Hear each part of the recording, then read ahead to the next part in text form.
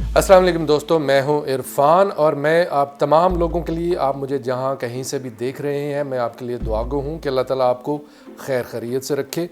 दोस्तों, सबसे पहली ख़बर आपने सुनी होगी, मैं भी आपको बता देता हूं कि अमेरिका ने इसराइली फ़ौज का एक मुकम्मल यूनिट उसके ऊपर पाबंदियां लगाने का ऐलान कर दिया है। बज़ाहिर ये ख़बर बड़ी अच्छी लग रही है कि अमेरिका ने बिलाखिर कोई ऐसा काम किया है कि पाबंदियां लग गई हैं। और लेकिन क्या हमें इसमें खुश होने की ज़रूरत है या फिर इसको इन्वेस्टिगेट करने की? मैंने कुछ हक़ाइक़ निकाल के सामने रखे हैं जो कि आपके साथ शेयर करूंगा, और जैसे जैसे हक़ाइक़ आप सुनते जाएंगे वैसे वैसे आपको पता चलता जाएगा कि ये तो एक, जिसे नूरा कुश्ती कहते हैं, ये तो एक नूरा कुश्ती है, एक टोपी ड्रामा है जिससे पूरी दुनिया के मीडिया को, पूरी दुनिया के लोगों को पागल बनाने की कोशिश की गई है। पाबंदियाँ पहले ज़रा सुन लें कि पाबंदी लगी है। बेसिकली एक यूनिट है जिसका नाम है निट्ज़ा यहूदा बटालियन। ये बेसिकली कफ़ीर ब्रिगेड का ही एक हिस्सा है और ये वेस्ट बैंक में इनिशियली डिप्लॉयड हुआ था,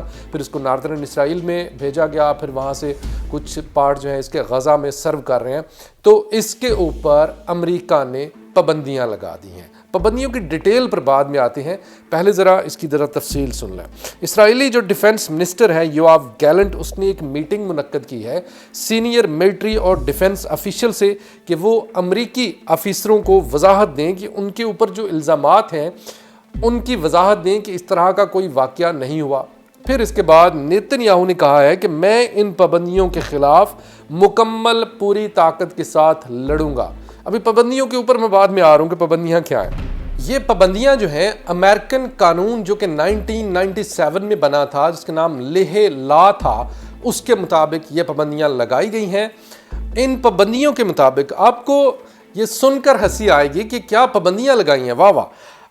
पाबंदियों में ये चीज़ शामिल है, नॉर्मली हम जब पाबंदियों का सोचते हैं ना तो हमारे ज़हन में आता है कि पता नहीं उनके साथ क्या सलूक हो रहा होगा या किस तरीके से उनको डील किया गया होगा बेचारे और ये वो।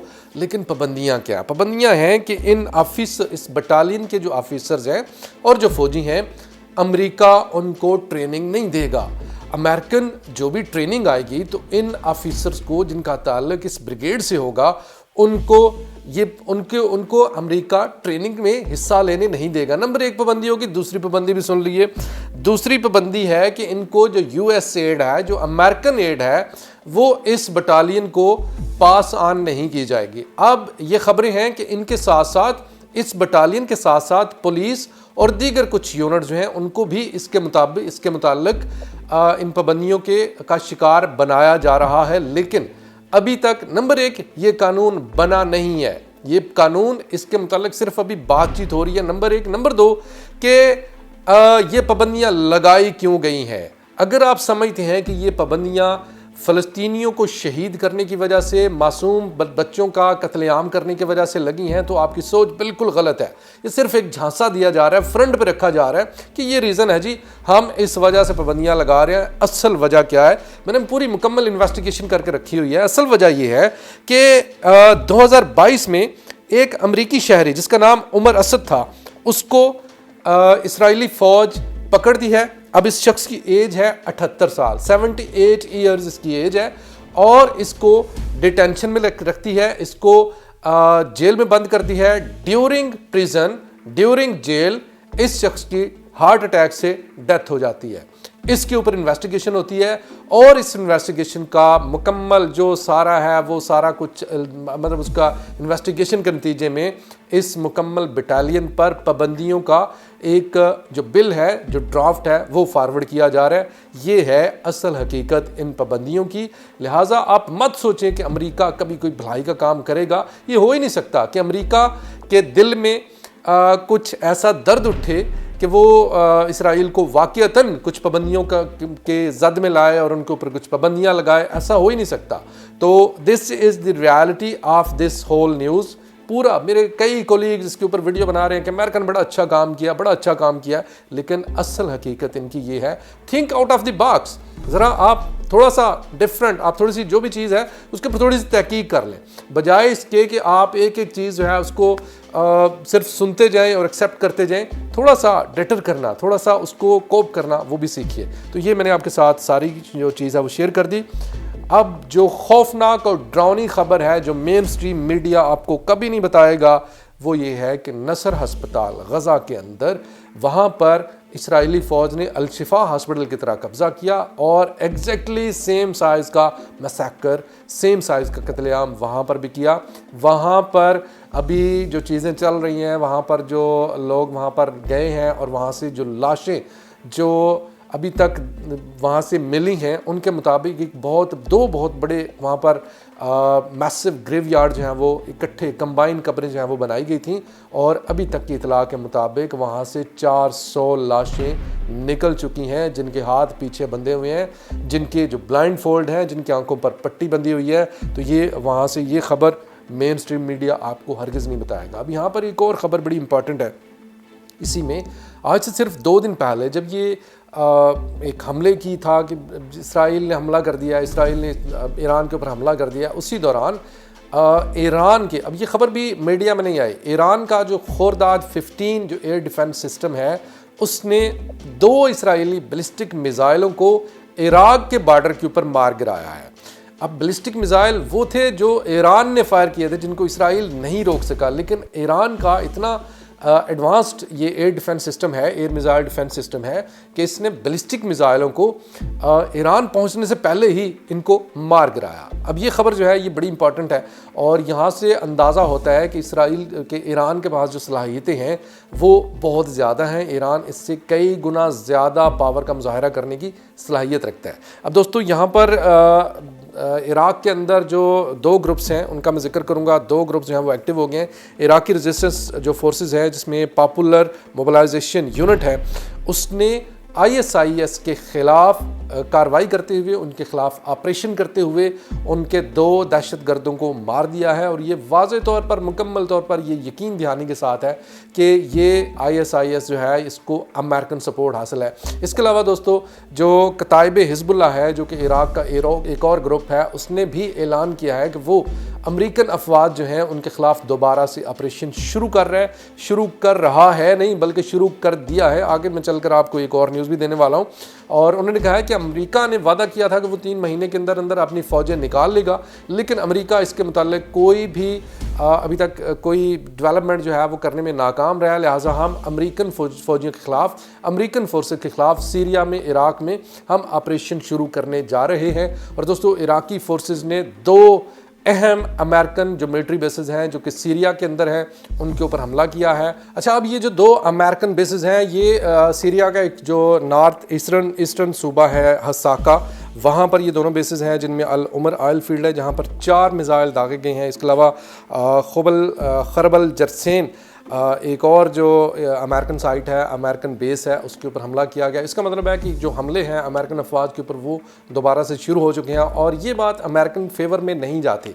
अमेरिका जो है इस जंग में अपना बहुत कुछ लूज़ कर रहा है, लेकिन मुझे आपको मज़ीद बहुत सारी ख़बरें देनी है। सबसे पहले एक और बहुत बड़ी ख़बर शामिल करने वाला हूँ कि ईरान के सदर जो रईसी हैं, उन्होंने पाकिस्तान का दौरा, 2 दिन का दौरा है वो शुरू कर दिया है। और इस दौरे के शुरू करते ही अमेरिका से एक धमकी आई। अमेरिका ने कहा है जी कि अगर जो गैस पाइपलाइन मनसूबा है ना, अगर उसके ऊपर कोई डेवलपमेंट हुई तो ईरान के साथ ये इस जॉइंट वेंचर के नतीजे में पाकिस्तान के ऊपर पाबंदियाँ लगा दी जाएंगी।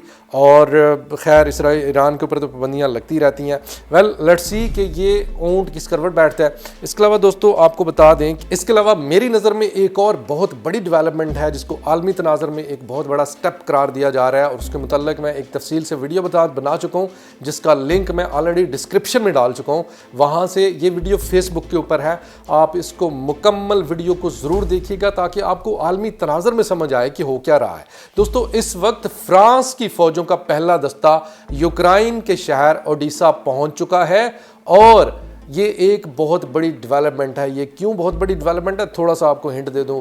बेसिकली फ्रांस के रूस के साथ इतने कोई ख़तरनाक या कशीदा ताल्लुकात नहीं थे, लेकिन हाल ही में कुछ डेवलपमेंट्स ऐसी हुई हैं, बल्कि जब ये जंग स्टार्ट हुई थी तो फ्रांस ने ऑफ़र की थी कि वो रूस जाकर इस जंग को रुकवाने की कोशिश करता है। और बल्कि फ्रांस का यहाँ तक बयान था, फ्रांस ने कहा था कि अगर रूस यूक्रेन के ऊपर एटॉमिक हमला भी कर देता है तो फिर भी फ्रांस जो है वो कुछ नहीं करेगा, वो रूस के साथ ताल्लुकात कशीदा नहीं करेगा। फिर यकदम ये क्या हुआ, इसके मुतल्लिक इस यकदम ये क्या हुआ के मुतल्लक मैं मुकम्मल वीडियो उसका लिंक ज़रूर आप देखिएगा और आपको जो आलमी तनाज़र में चीज़ें हैं उनकी समझ आएगी कि व्हाट इज़ गोइंग ऑन।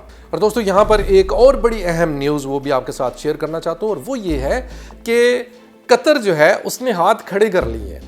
और कतर ने क्या कहा है, कतर ने मतलब अब ये रिलक्टेंट नज़र आ रहा है, अमेरिकन प्रेशर काम कर रहा है कतर के ऊपर कि अमेरिका जो कि कतर जो है वो हमास के जो लीडरान हैं उनको होस्ट कर रहा है, हमास के फ़लस्तीन के दीगर जो ग्रुप्स हैं उनके जो लीडरान हैं उनको होस्ट कर रहा है। अमेरिका ने प्रेशराइज़ किया है कतर को और किसके कहने पर किया है, इसराइल के कहने पर वंस अगेन, क्योंकि कतर जो है उसके ऊपर तहफ़्फ़ुज़ात का इज़हार कर दिया गया है और कहा गया है कि कतर जो है वो होस्ट करने में चीज़ों को मतलब दुरुस्त करने में नाकाम रहा है। चीज़ें कौन सी, एक तो यरगमालियों वाला मामला, दूसरा हमास के साथ मुज़ाकरात वाला मामला, ये दोनों चीज़ें जो हैं कतर इनको हैंडल करने में नाकाम रहा है और ये इसराइल का इल्ज़ाम है। तो इसराइल ने कहा है कि हम मज़ीद किसी और मीडिएटर के साथ हम काम करेंगे, हम कतर के साथ काम नहीं करेंगे। इसके साथ ही कतर के ऊपर आलमी प्रेशर बना और हमास की लीडरान को के ऊपर अब ये दबाव है कि उनको कतर से निकाला जाए।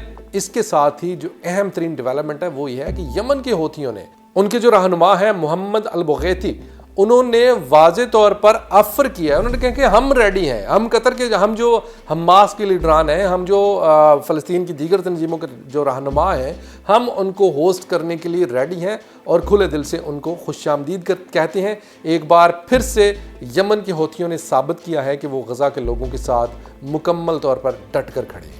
और दोस्तों आखिर में आपको सबसे अहम तरीन एक और न्यूज़ जो है, ये बेसिकली डेवलपमेंट्स और न्यूज़ जो है काफ़ी सारी इकट्ठी हो जाती हैं जो कि आपके साथ शेयर करनी ज़रूरी होती हैं। दोस्तों टकर कार्लसन एक अमेरिकन सहाफ़ी है जिसने सदर पुतिन का इंटरव्यू किया था। ये सिर्फ याददाश्त के लिए, ये सिर्फ रेफरेंस के लिए आपको बता रहा हूँ। टकर कार्लसन के ऊपर अमेरिका में वापस जाने पर पाबंदी है।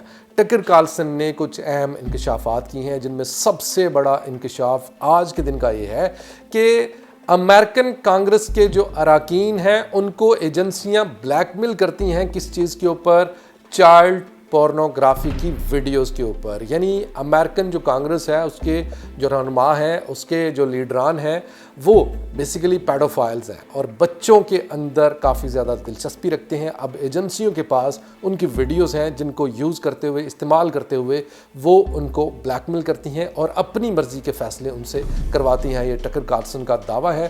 थोड़ी सी मैं चाहूँगा अगर टाइम मिला तो मैं आपके लिए इसकी वीडियो जो है वो भी प्ले करूँगा। दोस्तों ये थी इस वक्त तक की कुछ ताज़ा तरीन अपडेट, कुछ अहम चीज़ें जो कि आपके साथ शेयर करनी ज़रूरी थी। वीडियो कैसी लगी कमेंट सेक्शन में राय का इज़हार ज़रूर कीजिएगा और वीडियो अच्छी लगे तो वीडियो को ज़्यादा से ज़्यादा ग्रुप्स में व्हाट्सएप पर अपने दोस्तों के साथ शेयर कीजिए। खुदा हाफ़िज़।